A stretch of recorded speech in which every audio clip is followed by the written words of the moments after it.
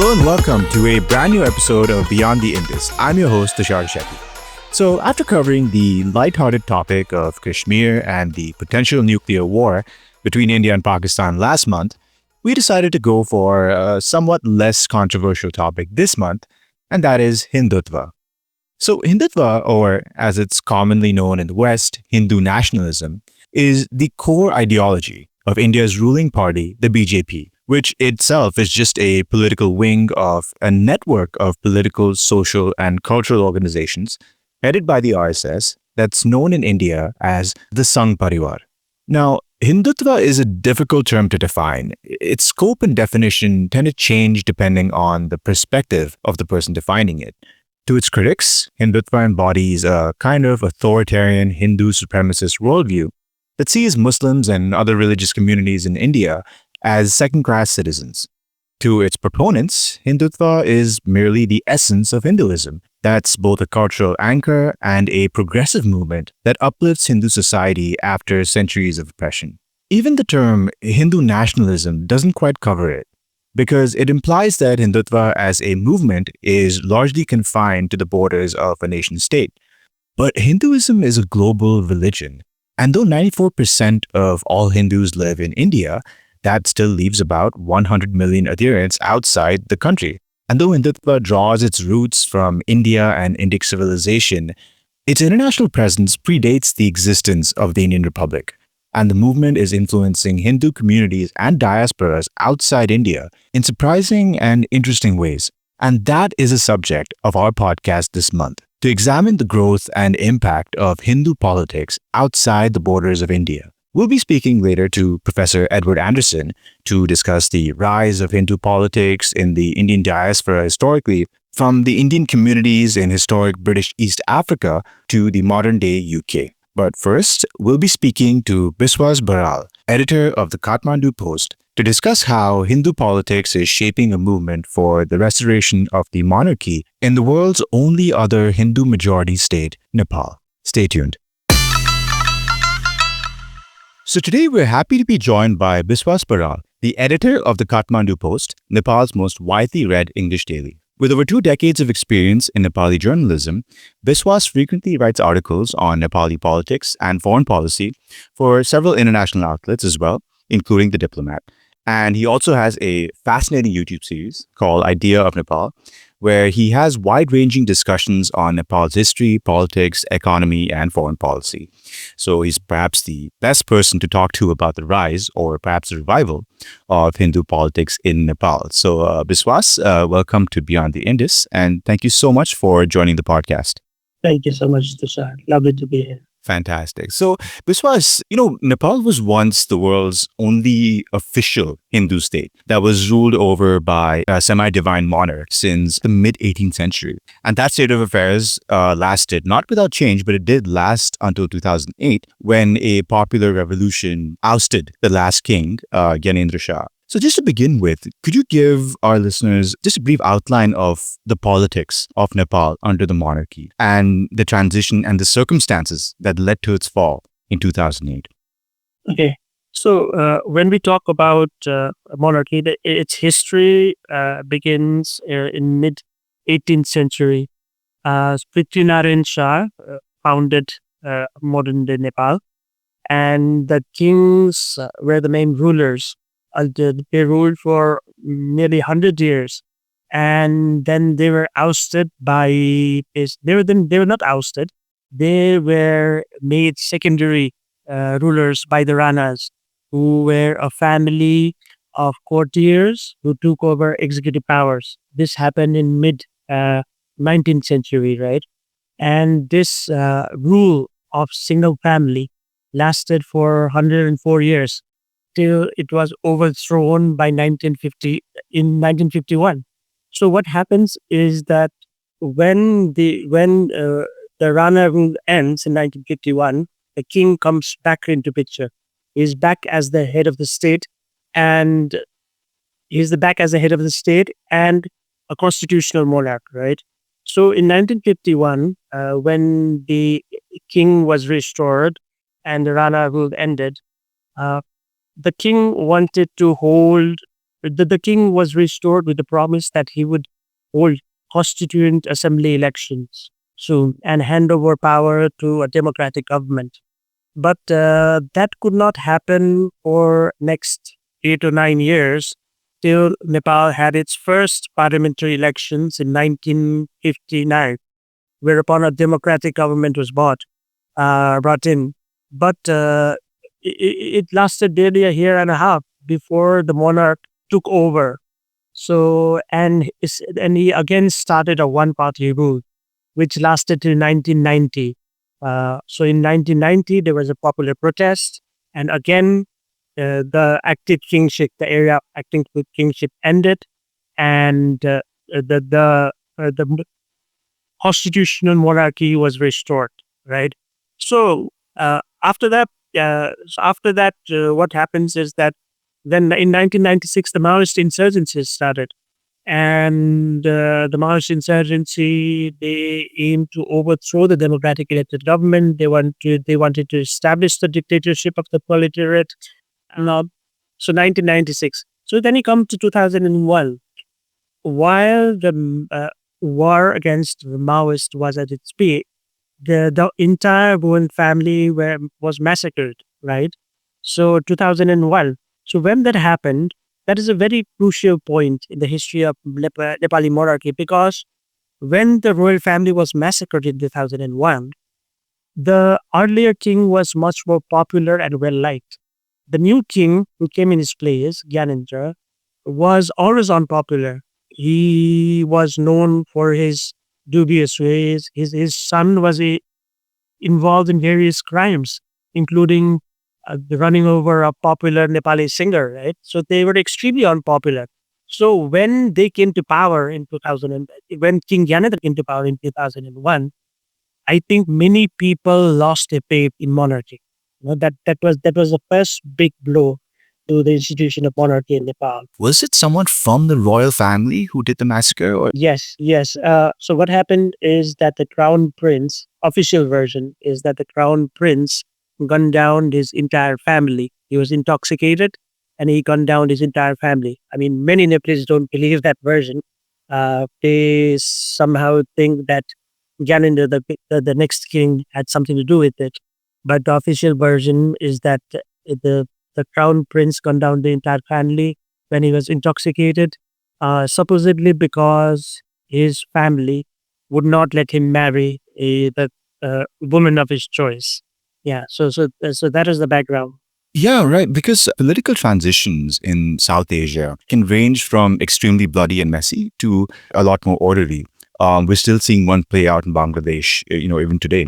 And, I just was wondering if you could give us an overview of the political transition from monarchy to secular democracy and, the subsequent post-2008 politics of Nepal. Just to start with, who were the major parties, which communities formed the base of support, and how has their performance been in terms of governance and stability? So that's to say, in your view, has the current political arrangement and the current parties, have they lived up to their social contract that the Nepali people expected of them? Okay, so before I go to post 2008 politics, it's very important to cover the period between 2001 and 2008, right? So what happens is King Gyanendra comes to power, and subsequently he takes over executive powers. He dismisses elected government, right? So on the one hand, the Maoist war is waging. On the other hand, he has alienated all the political parties. So what happens is that the Maoists and these political parties come together and they together launched a movement to remove monarchy, right? So by this time, the king had become extremely unpopular because he had usurped democratic rights. He had jailed leaders and civil society members. So, and the earliest suspicion people had about him were heightened. So by the time he was removed in 2008, a major, big section of Nepalese believed that he was unfit for the role, right? They somehow supported his removal. Now, there's came an argument that many people supported the removal of just King Gyanendra, not the monarchy, a debate which continues to this day, right? So in 2008, so in 2006, the 7 political parties, the main political parties at the time, and the Maoists signed an agreement in New Delhi whereby they agreed to elect a constituent assembly, and whereby the Maoists should come back into where the Maoists should assimilate it into mainstream politics, right? So that happened, and the kingship, the monarchy, was kept in deep freeze in 2006. So after the Constituent Assembly election in 2008, when the Maoists and all the anti-monarchy forces came to the Constituent Assembly, they formally removed monarchy. The institution of monarchy was formally uh, abolished in 2008. So then coming back to the question, since 2008, I think since 1990, the first political change, the two main political parties in Nepal are the Nepali Congress and the Communist Party of Nepal, unified Marxist-Leninists, CPN-UML. And after 2008, the Maoists also entered the scene. So right now, three main parties, the Nepali Congress, the CPN-UML, the Maoist Unified Center, then there are the rest. The three are the main political actors. And where do they draw their basis of support? Is it similar to India, where you have certain castes and communities that tend to drift towards parties, or is there a different setup in Nepal? I would say that right now, if you look at the support base of Nepali Congress, it's generally Nepali Congress is more liberal, right? It believes in liberal values. So whereas the CPN-VML is a communist party in name, but it is also there is nothing communist about it, you know. They have absolutely diluted whatever communism they have adopted.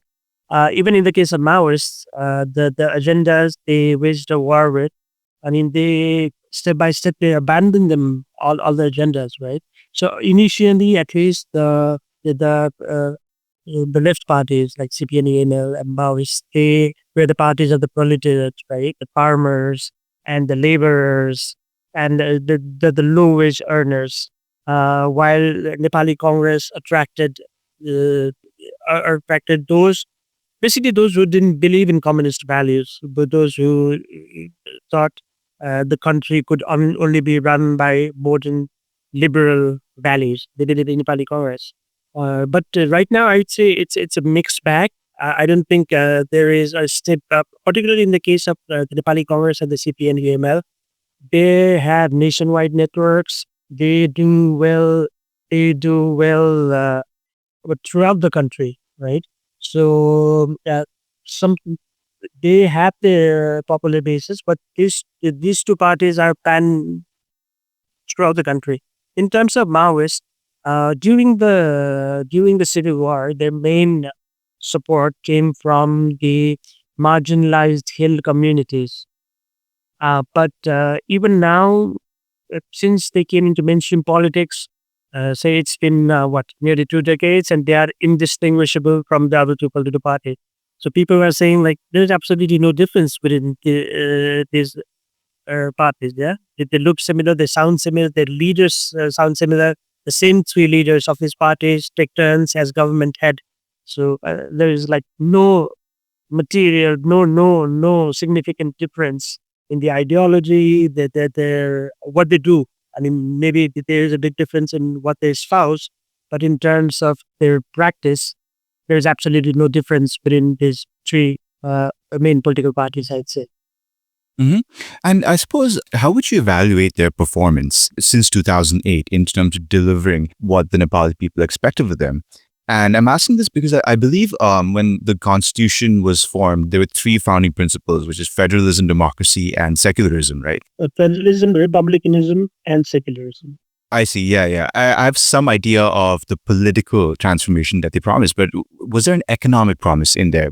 Was there a promise to deliver certain things or a certain growth? And to what extent are the Nepali people satisfied that these three parties in the different alliances and the times in power, have they delivered on those promises largely? I think Nepali people are not at all satisfied, because what we see is post 2008, the monarchy was removed. There is a popular saying in Nepal that, we removed one monarchy, now we have produced 10 monarchs, right? And all the political parties, other political leaders are acting as monarchs. So what happened is that uh, when the Maoists came board and were because the Nepali Congress, the CPN-VML and the Maoists, uh, basically they had come to power. The leaders have become prime ministers by turn, right? And it is a purely person-centric politics. It's not about that the government doesn't change because of ideology, because certain ideology wins in the elections. It's purely person-centric politics, right? How do I get to power? How do I monopolize it? How do I get to power and make enough money, develop enough resources so that I can do even better in next election, right? How do I distribute important government portfolios so that I can form a base which supports me at all times? So and the corruption is very high at all levels of bureaucracy in politics, in political parties. So when people see this, then they are questioning, why? I mean, we threw out the monarch because we thought he was acting entitled and was gaining leaders. And how are these leaders any different from him? Could it be that we made a mistake by throwing out the monarchy, right?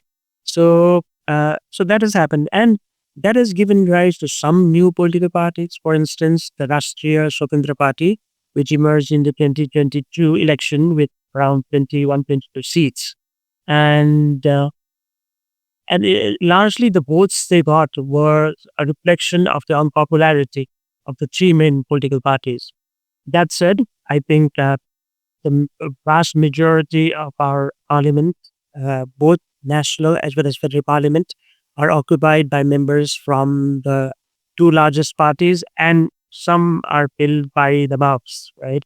So other parties are still distant to these three parties, including the new ones.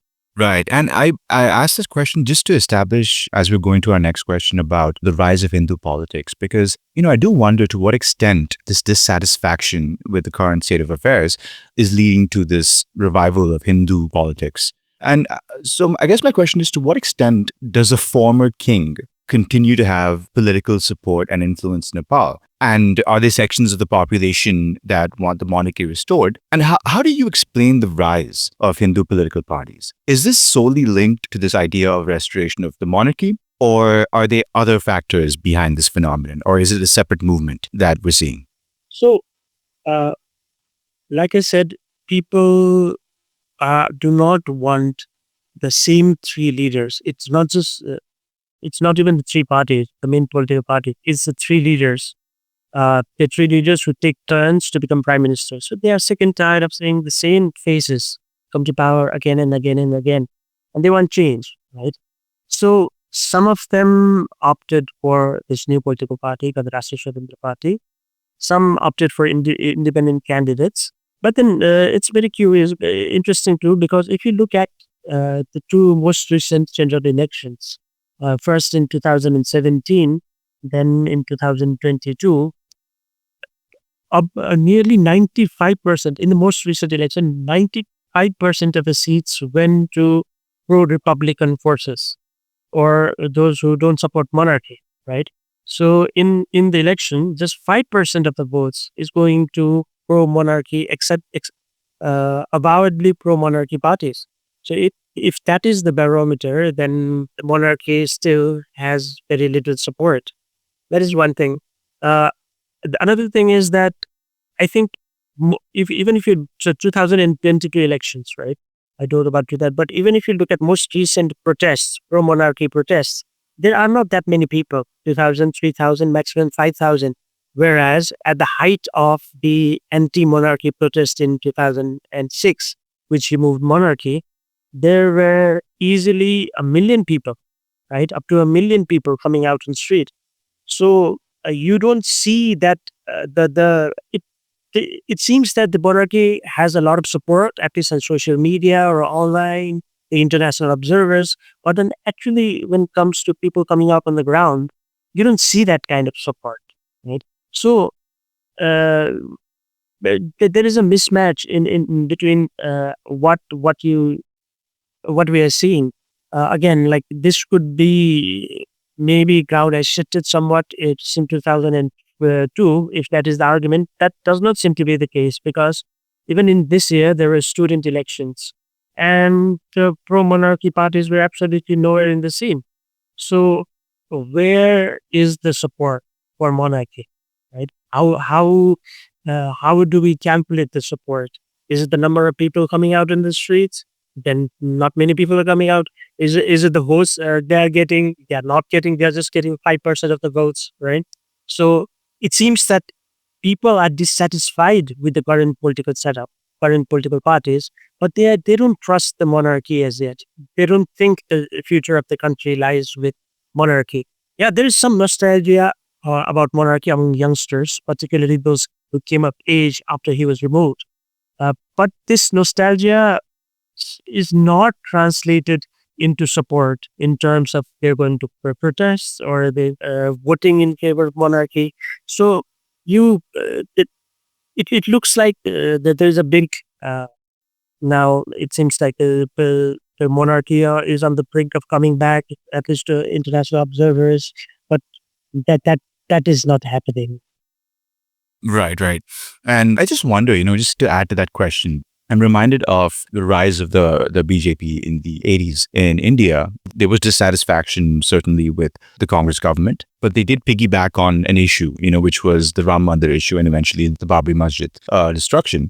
And that catapulted them, eventually in the 90s to power. I just wondered, what issues do the Hindu parties or Hindu politics in Nepal, to whatever extent it exists, what issues they campaign on? Are there specific social or economic issues? And is the king or the royal family involved in this at all? Has king become like a rallying figure of sorts? I just wonder how that works. The king's involvement could clearly be seen in most recent pro-monarchy protests, which unfortunately turned violent. In one protest, two people were killed. And the problem was that the king, if the king has new supporters, if his support base is growing, and he should have relied on new faces to lead the movement. But who were leading the pro-monarchy movement this time is all the old faces. I mean, they're very old. The commander of the movement was above 80 years old, right? So these are all old faces. So they were at the forefront of recent pro-monarchy protests. So when you talk about the factors fueling the rise of pro-monarchy parties, again, like there is just one pro-monarchy party that has any kind of presence in Nepal, right? It's a fifth largest force in Nepal parliament, but even really small, like I said, 5% of the total votes, right? So when you were saying rise of pro-monarchy parties, what does that actually mean? Because you don't see that in the elections. I don't know what will happen in next election, but even not just 2022 elections, there have been some by-elections after that, and like no pro-monarchy party is anywhere in the scene. So again, my question is, how do you judge the popularity of monarchy? How do you say that the monarchy is gaining more and more support? Yes, you see that on social media, but is that translated on the street? No. Is that translated on the ballot box? No. At least not till now. So uh, right now, this campaign for the restoration of monarchy, even in the last 1 month, it's dying down. It's not picking up steam at all. And you also wanted me to talk on its relation with the Hindu agenda. Yeah, yeah. And maybe I can link that to the next question as well. Maybe you can move out from pro monarchy specifically, which I think you've said that doesn't seem to be too much evidence that it has any strength now. And maybe we can broaden from that to Hindu politics generally. And I wonder, to what extent is a rise in Hindu politics, is it influenced or linked to the rise in Hindutva ideas and the BJP that we're seeing on the other side of the border in India? Yeah, so when we talk about Hindu politics, it's very interesting because our two of our three big parties, right, our communist parties, their leaders are supposedly atheists who don't believe in any religion. But what happened is that since the rise of the BJP in India, when the political parties, political leaders here saw the allure of Hinduism in a Hindu agenda in India, they suddenly started visiting temples. Even communist parties, even the leader of the Maoist party, who went to war to establish and you know over nearly 17,000 people died in the process to establish a secular republic, right? So they wanted to be seen as not atheists. They wanted to be seen by India, I'd say, particularly, that they believed in Hindu religion. Because what happens is that it's very difficult, given our geopolitics and our precarious geopolitics, whereby we are surrounded on three sides by India, and and given our large dependence on India trade wise, which is very difficult for a Nepali prime minister to operate on a day to day basis, not on a day to day basis, to continue in office for any length of time without some support from New Delhi, because New Delhi has a lot of leverage in Kathmandu. So even for that purpose, the even the supposedly atheist leaders, they make a show of going to Pashupatinath or even in Indian temples. Even Prachanda, when the leader of the Maoist, when he goes to India, he visits temples there. Right? So in a way, they have all and Nepali Congress, the biggest political party, uh, it, it has always had a very ambivalent stand on Hinduism. Like there's a strong pro-Hindu voice inside the party, right? There is a strong pro-Hindu voice in all the major political parties, I'd say. So the support for the restoration of Hindu state is much bigger than the support for the restoration of monarchy. So those two are not synonymous, because support for one is clearly more than the support for the other, right? And coming back to the BJP, I think not BJP identity is directly involved in what is happening. It's more RSS, the Rashtriya Swayamsevak Sangh, which has branches in Nepal, which even which supports various pro-monarchy activities in Nepal. So that is much more active. And another thing is that we have an open border, right? So whatever is happening, the kind of politics that is happening in Bihar or UP, it's easily spilled over into Nepal.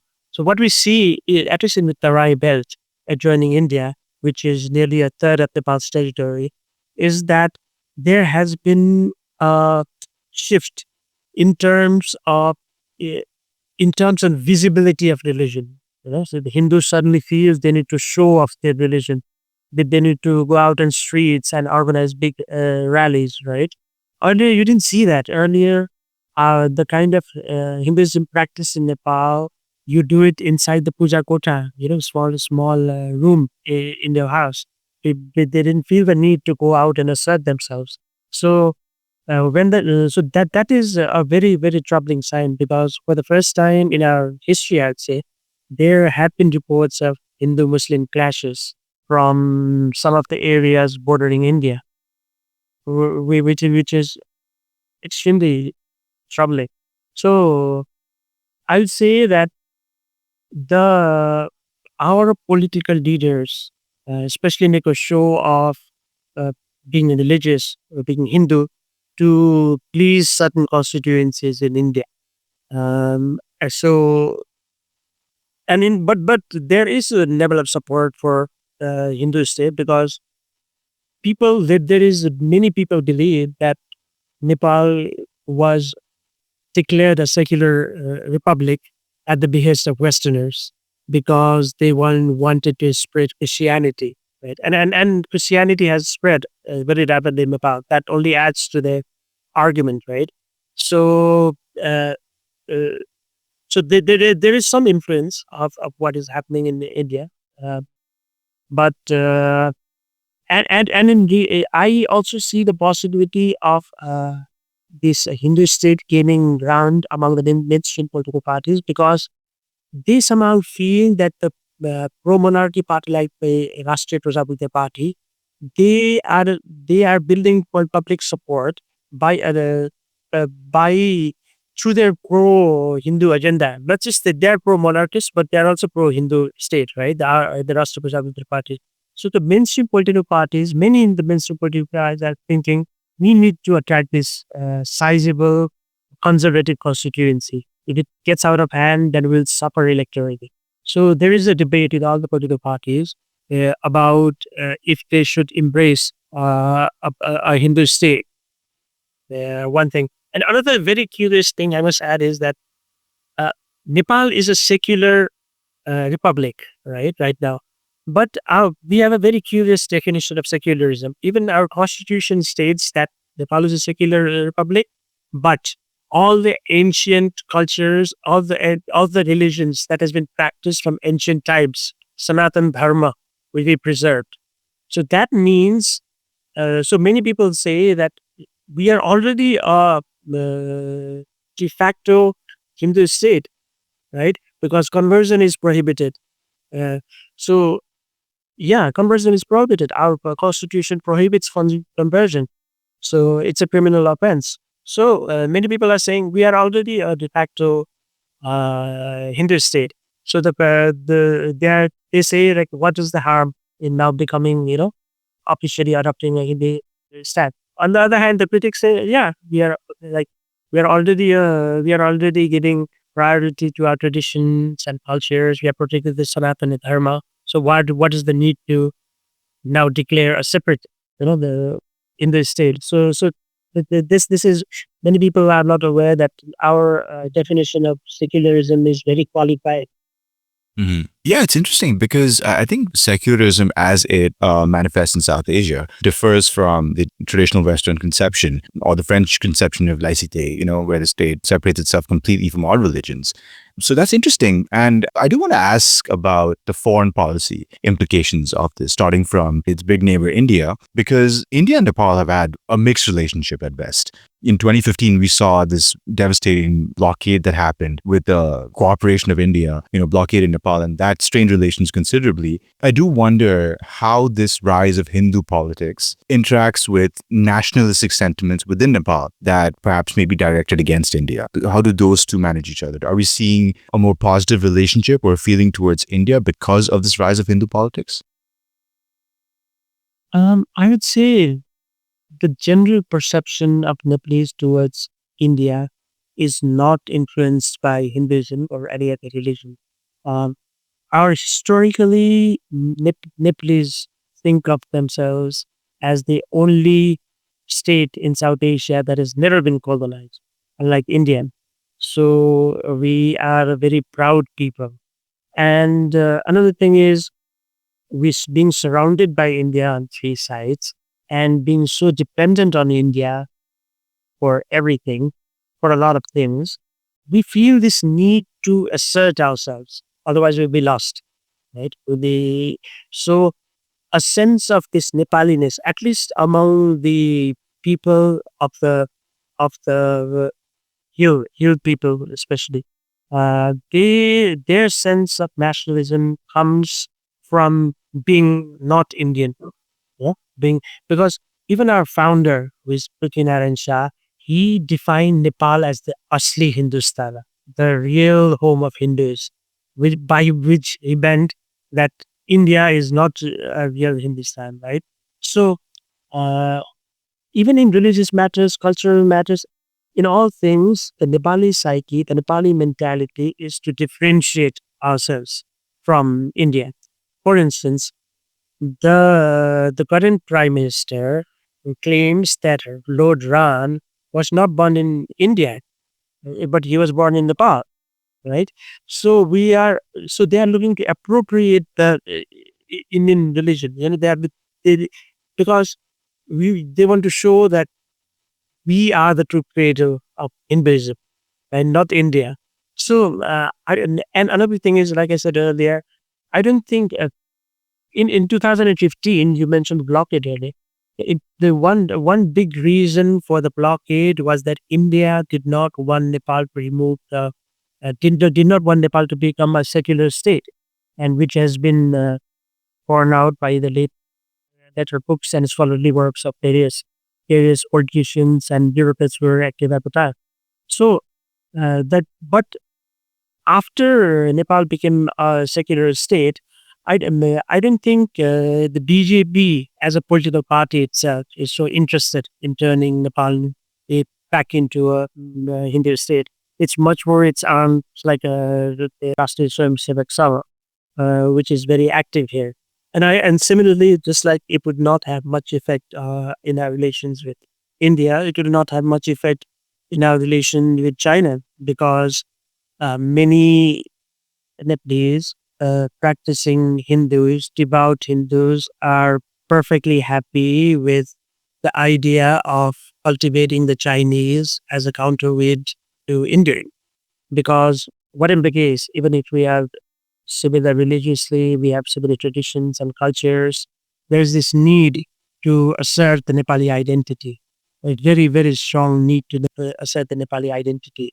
So, uh, these historical factors, these cultural factors that go much beyond religion are responsible for Nepal-India ties, for the state of Nepal-India ties, right? For instance, we have an open border, people marry across the border. And so it's a very multifaceted relation. And I don't think it'll have very limited impact wherever it comes to even pro-monarchy. Because when you see no political party in Nepal uh, can come to power and be anti-India. That is just not possible because India will find a way to punish it. It doesn't sound right, but we have seen that historically too. A government that is overtly anti-India. Uh, for instance, the first government of Prachanda, when he came above ground and his political party emerged the biggest in 2008 election, he had formed a government, but he kept such a strong anti-India line um, uh, that uh, India was played an instrumental role in removing him from power. I mean, there were other secondary issues, but without India's backing, he would not have been removed. So even the current political party, for instance, KP Sharma Oli, he is known as China's man in New Delhi, right? But even he has been trying very, very hard in last few years to reach out to India. And he has been trying very hard to get an official invite to India, which has not been possible till date. But I hear that he could be visiting India soon. Mhm. So that's fascinating. And I was particularly interested about the part where the RSS, there seems to be an undercurrent of a cultural foreign policy that the RSS is executing. Before we end this interview, could you explain very briefly how the RSS is doing this? The RSS has it is branches in Nepal, especially in Tarai, and it supports religious activities here. It is kind of religious activities, and it has also I would say it has also played some role in I don't know, radicalization, not radicalization, the Hinduism, the brand of Hinduism becoming in Nepal, becoming more like the Hindutva, what Hindutva is doing in India. So, so given our cultural similarities, I think the RSS finds very easy to operate in Nepal, especially in the Tarai belt, which it joins India, and it continues to play very subtle, a very behind the scene, but very important role in the so-called preservation of Hindu culture and tradition, and in opposing the proselytization, uh, the Christianization in Nepal. So that's fascinating. But yeah, Biswas, thank you so much. That was a very interesting interview. Yeah, amazing talking to you. Thank you for having me. So we're happy to be joined by Dr. Edward Anderson, Senior Fellow at the SOAS and Assistant Professor at Northumbria University. where his research focuses on the Indian diaspora, transnational politics, Hindutva and Hindu nationalism, and British histories of migration, ethnicity, and multiculturalism. His latest book, Hindu Nationalism in the Indian Diaspora, is a fascinating deep dive into all these topics and charts the origin and evolution of Hindutva in the British Indian diaspora, as well as some of the organizational aspects of Hindutva leaning groups, which I found particularly fascinating. So, Edward, welcome to Beyond the Indus, and thanks so much for joining the podcast. Thank you so much. It's lovely to talk to you. So, Edward, just to begin with, I was going through your book on Hindu nationalism in the Indian diaspora, which is also the title if anyone wants to read it. And what I found interesting was that it begins in an unusual place, not in India or the UK, but rather in Nairobi in Kenya, where the RSS actually set up its first overseas shaka, that's a branch, before India was even an independent country. So maybe to begin with, could you take us through the origins of transnational Hindutva in East Africa and how it spread to the UK and internationally? And I also wonder, to what extent has the Indian community in the UK and other Indian communities in the Anglosphere been receptive to Hindutva ideas? Because political Hindutva only really took off in India in the late 80s. So what's your view on that? Yes, you're absolutely right. I mean, unusually perhaps, Hindu nationalism outside of India did first establish itself, at least through the sun, in East Africa, in Kenya. So maybe it's worth giving a bit of kind of historical context to explain how that happened. Now, you're right in saying that sort of Hindutva only really became sort of powerful, let's say, in some political senses towards the very end of the 20th century, and of course, in the 21st century as we know it.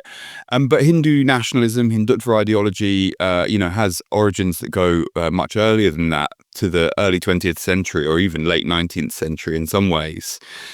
As for why it sort of established itself in East Africa, there had been, since the end of the 19th century and the early 20th century onwards, a very substantial population of Indian people in East Africa. East Africa at this point in time was part of the British Empire.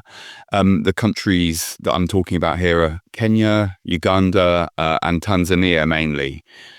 And these parts of East Africa started to see a growth of Indian communities, partly as a response to the British colonial state encouraging Indians to move over to work in various parts of the economy, initially to help construct the Uganda Railway, so bringing over sort of labourers and skilled workers from India for that, and then also to work in various parts of the economy outside of that. So they were given sort of certain rights to set up businesses and trading sort of rights, many of which were denied to the local African population.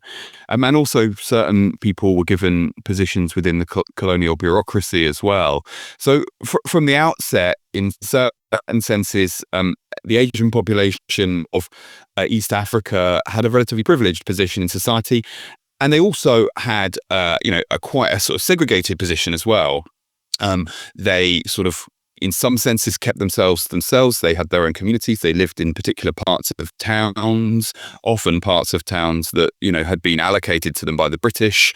And they maintained quite a close connection with the homeland, with India, which was obviously, short hop over the ocean in some senses. This is, the east of Africa and the west of India had been connected via trading routes, maritime trading routes for hundreds and hundreds of years. So that's the kind of historical background to why or how these organizations were set up. And then in the mid-1940s, there's this kind of legendary story of a fellow moving over to work in a school, and he was an RSS member when in India. And when he gets to Kenya, he establishes, the first chakas, the first branches of the RSS, the leading, the most important and most powerful Hindu nationalist organization. So he sets up the first chaka, and from that point onwards, it's said that it gets, quite popular. Lots of children would be sent there by their parents, as a place to socialize with other people from the same community, and it was a place to learn, about Hindu culture, Indian culture, in various different ways. And sort of develop a sense of cultural pride and assertiveness and so on. So that's the kind of context under which Hindu nationalism, first emerged in East Africa.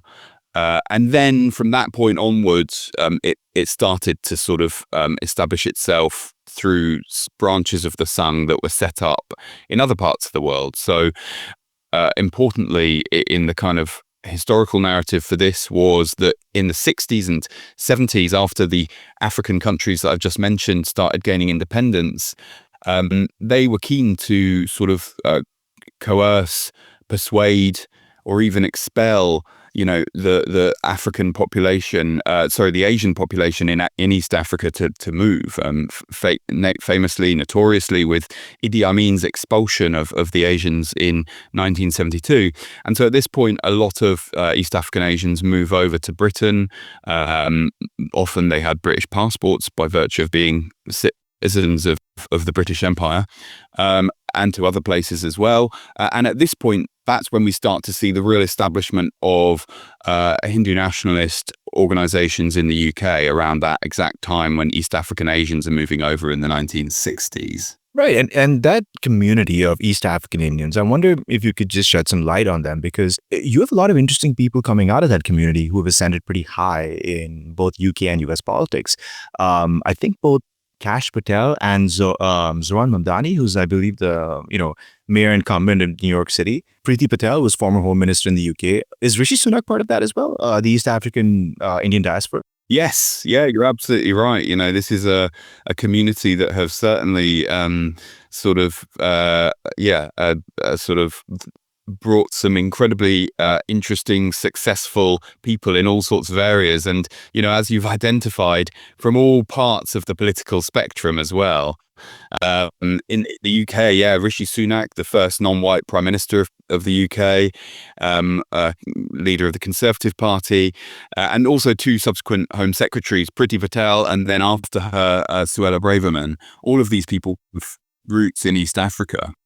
Right. So I wonder, because this is, you would say, a pretty well-educated, well-established community, and yet, with this community came some of Hindutva ideas. I wonder, to what extent is let's say, the Indian community, how receptive has it been to, I suppose, what we would call now Hindutva ideas? Because political Hindutva didn't really take off in India itself until the late 80s. So do you think this community had these ideas ingrained, or what was the attraction to Hindutva ideas and organizations?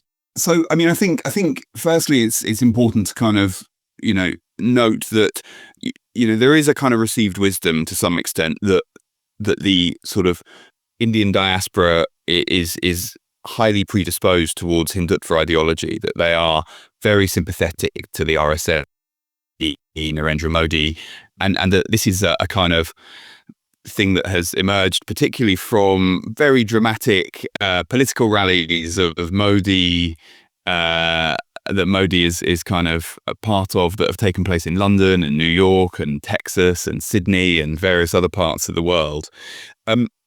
Now, it certainly is the case that there is a sympathy for Hindutva, but on the other hand, there's also, a very strong tradition that resists that. There's a strong liberal leftist tradition, a socialist tradition. You've already kind of alluded to that when mentioning a few of those names a moment ago.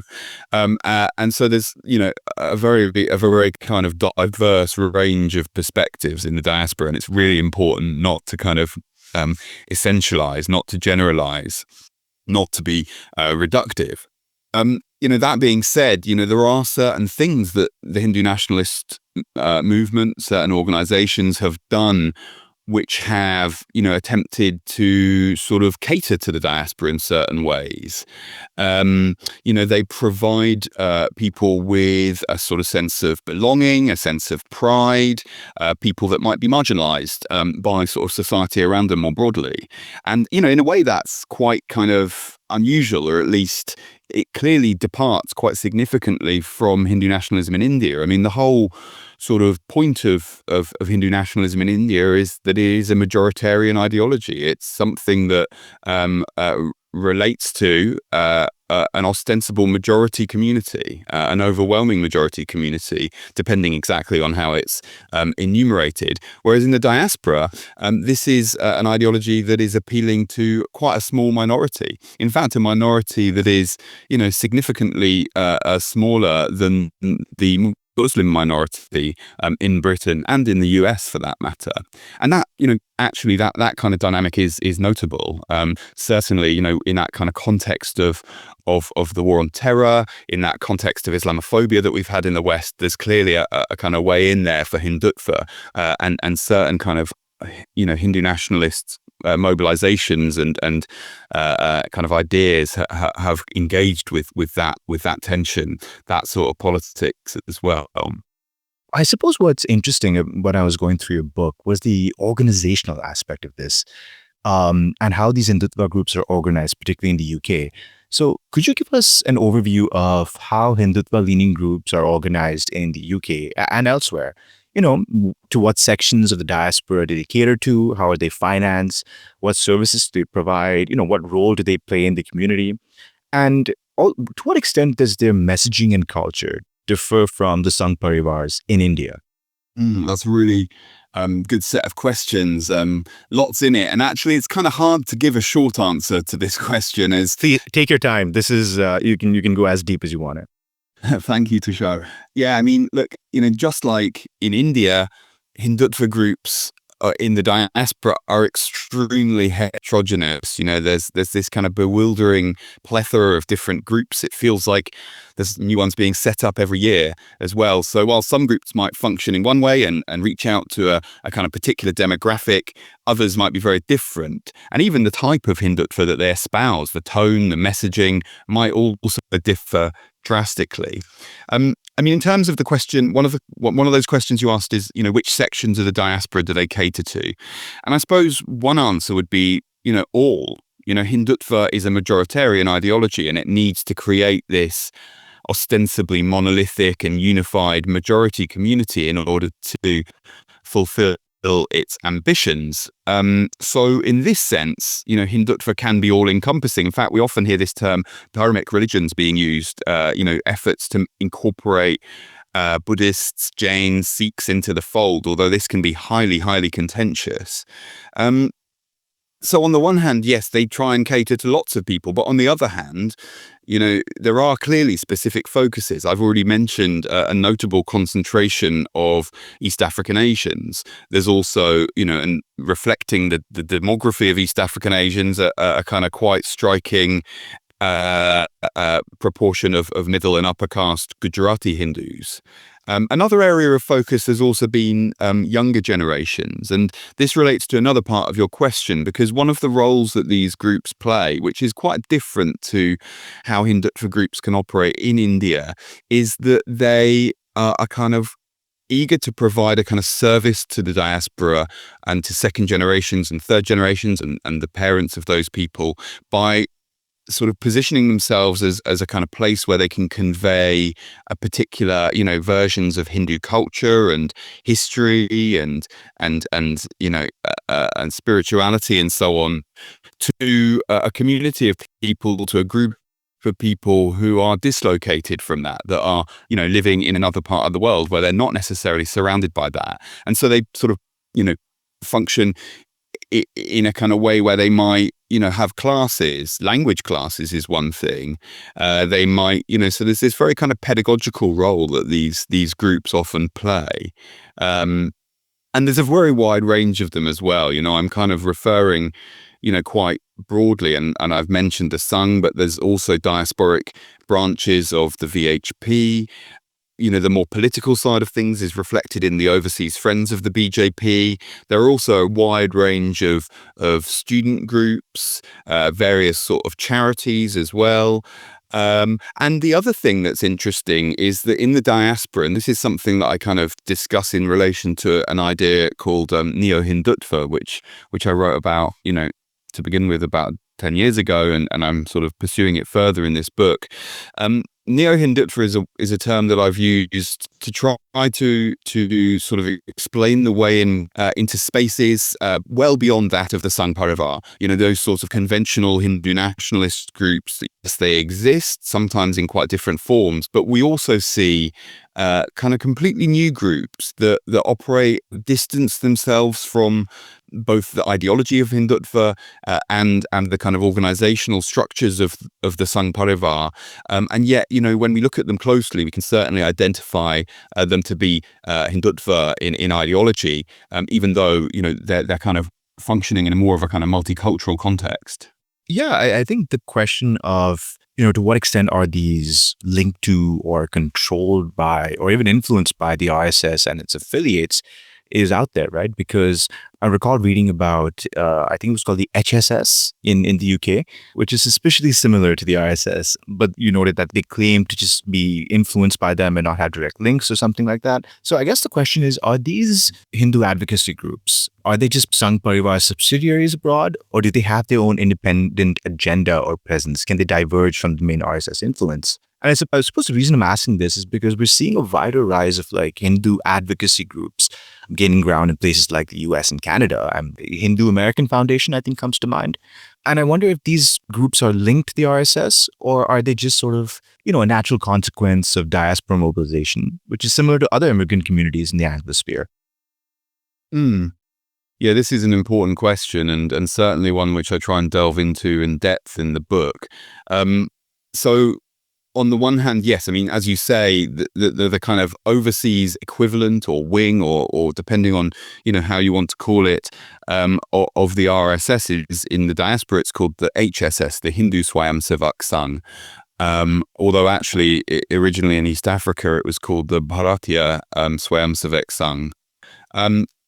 So this is a group, as you say, it does try and sort of occasionally distance itself from the kind of main RSS in India. They often talk about being kind of inspired or having a kind of ideological commonality with the RSS without being structurally connected. That being said, if you look at the kind of if you look at the organization side by side, and it's very clear that they are deeply connected. Full-time workers of the RSS in India, pracharaks, are kind of sent abroad, and work in various kind of communities outside India to kind of facilitate a form of coordination. The supreme leader, the Sarsanchalak of the RSS, was present in Britain in 2016 for the 50th anniversary celebrations of the HSS in the UK, Mohan Bhagwat. And, we can see RSS leaders traveling, all across the diaspora. So clearly there are kind of connections. But that being said, these groups, as I've sort of described, I think, are vernacularized. They do evolve and in slightly different directions. They're not carbon copies of what we see in India in various different ways. And they also do rely to some extent on a kind of organic, local set of volunteers and really dynamic local leaders that are very heavily invested in what they do. So there is a kind of degree of separateness as well, even though clearly there are institutional links. These are institutional links that a lot of these groups have been quite keen to obfuscate, though. Not least because these are registered non-profits in the US and registered charities in Britain, and so the kind of connection with political organizations is something which is quite contested, and this is something that's been discussed and debated in various kind of settings over quite a long period of time as well. Right, and I wonder if you think that this is substantially different from the way other communities, mobilize. And we have different examples of this. I'm thinking the AIPAC in the US, which does advocate for Israeli interests, even though it's not necessarily connected to Israel directly in terms of donations or anything. It's supported by the American Jewish community. We obviously have Sikhs in Canada and the US who have strong welfare networks because of the connections that they have in their community. And is this mobilization or is this growth of Hindu-focused organizations substantially different from that, or is it just following a pattern that's familiar in the UK? I think there are some levels of similarity and other levels of distinctiveness. I mean, I wouldn't say that you can kind of reduce all motivations of ethnic minority communities or diasporic communities to being kind of all the same. You know, that there is a kind of real distinctiveness there, and it's important to study, you know, different groups and different individuals on their own terms. And that being said, you know, there are certainly, connections there. There are links there, you know, not just across different communities, but also across time, right? I'm a kind of historian, although I work on topics that go kind of almost right up to the present day. I'm also very much a historian. And, you know, if you look at the sort of political identities that were being formed and long distance activism that was being conducted by Indians in Britain in the very early 20th century, people that were kind of campaigning, against the British Empire, that were seeking independence from Britain, people that are considered freedom fighters, including, interestingly, a kind of the founding father of Hindutva, Savarkar, who was a student in London in the very early part of the 20th century. You know, what we can see there is clearly a kind of longer theme where there are kind of similarities across different groups. So that's definitely something that we can identify in the diaspora. But yeah, the kind of the sorts of kind of connections and the sorts of ways of doing politics have definitely been rather different in different parts of the world, in the US and Canada. And as you say, you know, there's a diversity of political perspectives amongst South Asian diasporas. Sometimes, you know, in the case of some of the sort of Sikh and Khalistani activists that you've been talking about, some of which, you know, are kind of coming up in very, very sort of heated ways, very highly contested ways with other sections of the broader South Asian diaspora. Mm-hmm. And I guess the reason I asked that question is because, you know, mobilization in any community tends to be disruptive to politics, right? And I do wonder about how these groups have impacted local politics in the UK and elsewhere. You know, do they wield enough power to influence legislation and foreign policy? And also, how do other communities respond to this? I mean, you've talked about the Khalistani groups reacting to, you know, certain aspects of, you know, let's say Hindu nationalism emanating out of India. But we also saw the riots in Leicester, which I would really be grateful if you could talk about for our listeners. And I do wonder if there have been other instances of negative fallout or reactions to Hindutva politics in the Indian diaspora. So yeah, another broad set of questions, or some quite specific. But yeah, I mean, the first questions you asked are about the kind of impact on UK politics, local politics, potentially even foreign policy, and they spoke about the conflicts or the tensions in Leicester. You know, let me first sort of address that last point. So. You've asked if I could kind of give a brief explanation. I mean, what we saw in Leicester in August and September of 2022 was rather unprecedented and extremely, extremely upsetting scenes of tension and actually even violence between Hindu and Muslim communities in the city. This is a city in the Midlands, in the middle of the UK, which saw a very large influx of Asians, particularly South Asian people, that is, in the 60s and 70s. And it's one of the most diverse parts of the country, with, you know, I think 45% nearly of people identifying in the census as Asian, and yeah, nearly 20% of the city being Hindu, and nearly 25% of the city being Muslim. So it's a very multicultural city, and it's a kind of, you know, city which has seen various kind of difficulties over the years, but in many ways multiculturalism is often kind of identified as one of the great successes of the city. You know, certainly it's one of the things that has enabled it to be economically successful. That being said, tensions between communities have been present, and then this kind of reached a bit of a head on in the summer of 2022.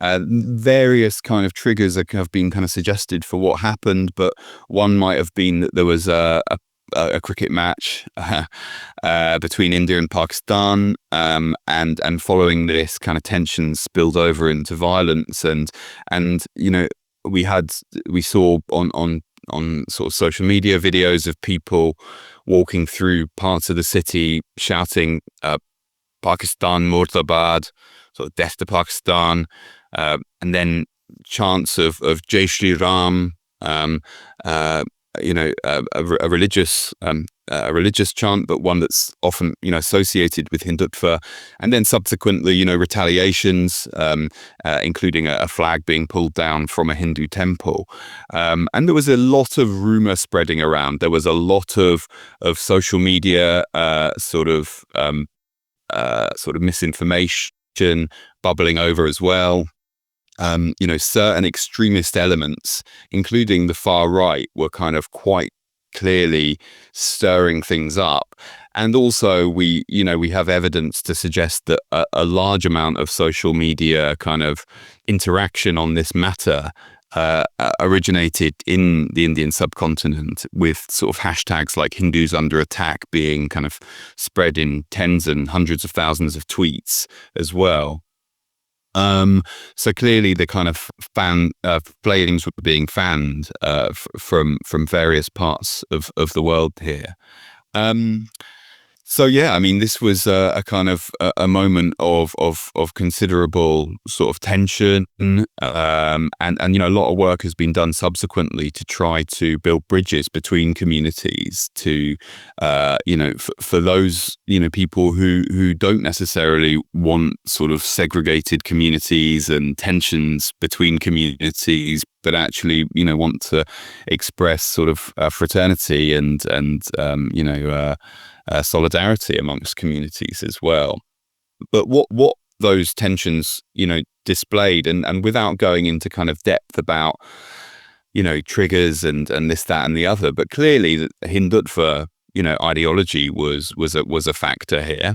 That being said, although I said it was unprecedented, it's not, the unprecedented nature of it was in its kind of scale and its visibility, and I think the reaction to it as well. But there have been tensions previously. If you were to go back 3 decades previous to this, the Leicester unrest was in 2022. In 1992, one of the most sort of pivotal moments for, Indian democracy, I think, more broadly, and India more broadly, was the demolition of the Babri Masjid by Hindu extremists in 1992. And this led to, significant outbreaks of violence and many, many deaths between Hindus and Muslims in India, in various parts of India. And there's lots of reports from 1992 and 1993 that show that actually communal tensions had also found their way over to this part of the world, to Britain, to other parts of the diaspora. There were reports of attacks on both Hindu and Muslim places of worship. And there was also, a suggestion back then as well that opportunistic kind of right-wing groups were also sort of stirring things up as well. So yeah, these tensions have existed for quite a long time. That being said, as well as there being tensions, there is also, a lot of solidarity, groups sort of working together, a lot of good relationships as well. I just want to quickly now turn to the first part of your question, which is the impact on kind of politics and UK politics and so on. Is there enough influence, enough power to influence legislation? I think, there has been definitely a concerted effort to influence legislation, to be a kind of force of lobbying, let's say. And this comes back to your previous question, which was in which you mentioned APAC. And what we've definitely can identify is a desire to replicate the kind of level of influence that certain other sort of communities have. Notably, and this is something that's quite explicitly stated by a lot of these groups, the kind of level of influence of certain sort of elements of a kind of Israeli lobby, and it's not just a kind of a desire to kind of sort of replicate that or mimic it, but actually to form kind of allegiances as well. And this is something that's explored in depth in a new book called Hostile Homelands by the writer Azad Essa. So definitely there's an effort there to do advocacy, to influence members of parliament, and we've seen this happen in numerous different settings. One of the most sort of dramatic ones was in 2019, at which point the Labour Party was still being led by the socialist leader Jeremy Corbyn, who has been quite critical of Modi, who has been a strong advocate for Dalit rights, and who has actually also spoken out on sort of the Kashmir issue and human rights issues in Kashmir. And this led to an enormous backlash, a real resistance, and an effort by the Overseas Friends of the BJP to campaign against the Labour Party in 48 constituencies. So this was a quite unusual moment in many ways, for the Overseas Friends of the BJP to say, right, we are not campaigning just on Indian politics, but we're going to campaign specifically on this election and try to kind of ensure that this person who they, framed as being anti-Indian, anti-Hindu would not get into office. So there's definitely a level of influence going on there. The extent to which that influence has reaped rewards, is a moot point. I mean, it's hard to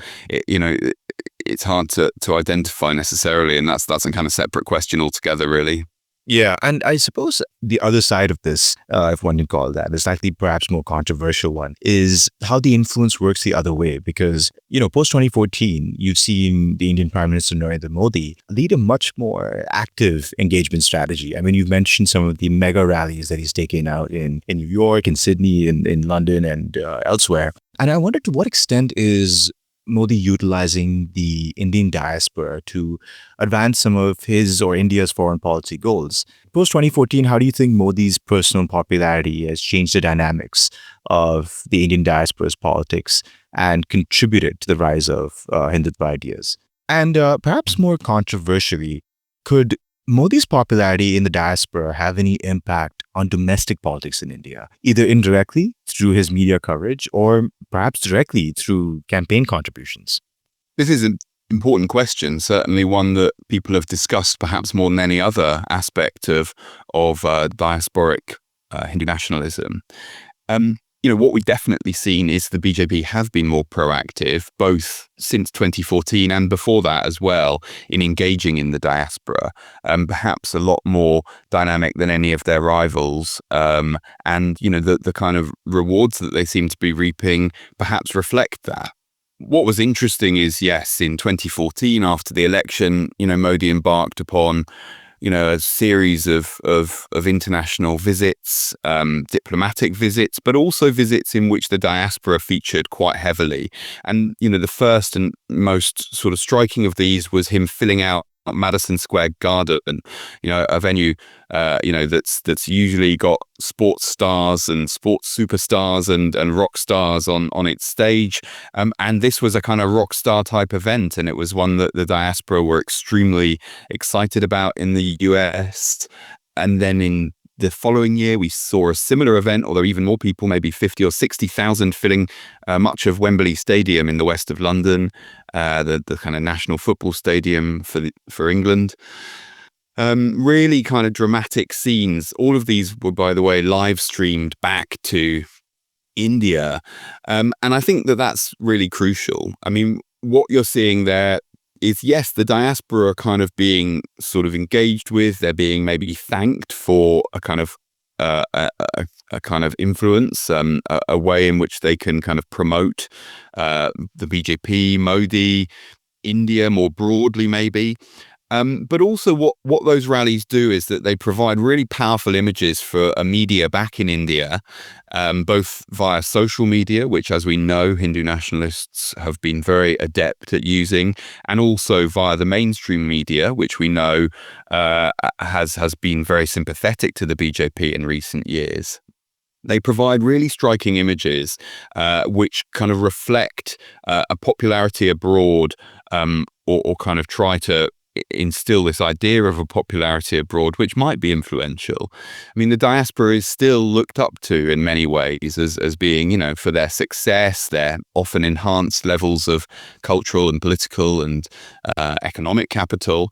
So, whilst the diaspora might not actually be voting, Indians who take the citizenship of another country lose their Indian citizenship. There's no dual nationality. And so, those people are not going to be voting. And even NRIs, people that do have still Indian citizenship, very often don't vote. It's logistically very complicated. And so the majority of the Indian diaspora don't vote. Unlike other countries, you can't vote. There's no distance voting option yet. So actually the influence that they might have in terms of a kind of PR influence or an ability to influence people on the ground in India is possibly considered to be much greater than that of kind of, people that just, the influence they might have by turning up and voting. And definitely, I think, that Modi is been a key figure. He has, inspired people. There is that kind of charisma, there's the assertiveness, there's the sort of feeling of strength that has been conveyed. And the diaspora participate in lots of aspects of that real sort of, that rallying around the individual. One of the kind of early campaigns was this chai pe charcha, these kind of discussions over a cup of tea, in which kind of support for Modi was promoted, and these took place across India, but they also took place in the diaspora. The diaspora have also been involved via the Overseas Friends of the BJP, maybe doing sort of car rallies and things like that, driving around in different sort of contexts, even turning up for particular protests, maybe protests against the kind of what they see as a biased media. So when the BBC released its very controversial 2-part Modi documentary, which I believe was banned in India, members of the Indian diaspora went to outside the BBC headquarters in London and protested against that. So there are kind of lots of ways in which that support for Modi has been manifested, but clearly he is an important figure. One caveat to add, though, is that there have been surveys and so on which do kind of maybe push against the idea that there's universal support. There was a survey conducted by the Platform for Indian Democracy in the end of 2023, and that suggested that actually more people of Indian origin in Britain had a negative view than a positive view of Modi and the BJP, particularly amongst younger generations. So yes, there is a kind of hero worship for Modi, like there is amongst many Indians. There's also, a significant, proportion of members of the Indian diaspora that would turn up when he comes overseas, but not to support him, but to protest against him. That's really interesting. And just before we end, I want to ask you, you're a historian, and I was reading recently this interesting account, I think it was Lee Kuan Yew's autobiography, where he was talking about the Malayan Communist Party before Malaysia and Singapore got independence. And he talked about how the People's Republic of China and its sort of unification of China had actually changed the dynamics in the Chinese diaspora in Southeast Asia. And the Malayan Communist Party actually attracted a lot more recruits from the Chinese diaspora in that area, not necessarily because there was a flare-up of communist ideology, but because there was a flare-up of nationalist pride almost. And I do wonder to what extent the popularity of Modi and the perceived rise of India as a global power has also propelled these Hindutva ideas amongst the diaspora. So that is to say, is this a natural inclination towards Hindutva ideas, or is it also sort of pushed on by the perceived rise of India in the global arena? I mean, I certainly wouldn't ever say anything's natural. I think there are always ways of explaining and understanding how things happen. There's not a sort of innate predisposition to any particular sort of politics, let's say, or any kind of, identity or anything like that. I suppose, what one thing that the book sort of discusses is the kind of much longer picture that it goes back to the 40s, 50s, 60s. There's a long sort of backstory to the institutional establishment of Hindu nationalism and the ideological inculcation of Hindu nationalism amongst the Indian diaspora. So this goes back a long time, clearly, to a period long predating Modi. Long predating the kind of 21st century saffronization of India, the kind of new India in which Hindu nationalism has Hindutva has had an impact on almost all aspects of society. But definitely, I think that there has been something that different that's happened over the last decade or so. And part of that is to do with a new level of confidence. Previously you might have, people that were kind of inclined towards Hindutva might have been a bit more reticent, might have been a bit more, maybe even kind of secretive about it, less keen to sort of, show their cards. But the election of Modi since 2014 has completely changed that. There has been a kind of renewed level of assertiveness and confidence.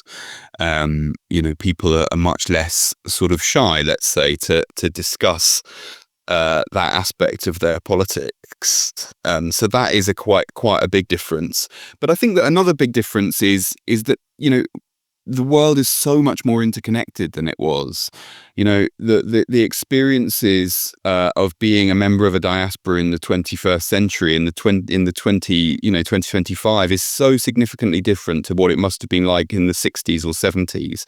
Now, I'm not suggesting that in the 60s or 70s there was no sort of connection with the subcontinent at all. That's obviously not the case. There was communication and interaction. But, today you're kind of instantly connected and almost constantly connected via social media, via a device in your pocket, to what's going on in other parts of the world. And so you're kind of really living a kind of transnational life. And so those levels of influence, whether it's the kind of important news stories or the memes or the kind of viral YouTube videos or whatever it might be, the latest speech of a political leader, that's all coming to you directly and you're participating in that directly. And that's a phenomenon that is certainly shifted in a very big way over the last decade or so. And I think that as much as anything else has had a big impact on the politics of the diaspora.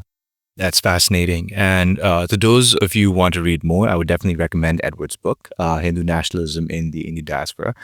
Is this still available? Is this available in India at the time? Yes, it was published by Penguin, and it's available in India, and it's published in the US by Oxford University Press, and it's published in the UK by Hearst. Fantastic. So Edward, thanks so much again for joining the podcast. Thanks. It's been great talking to you.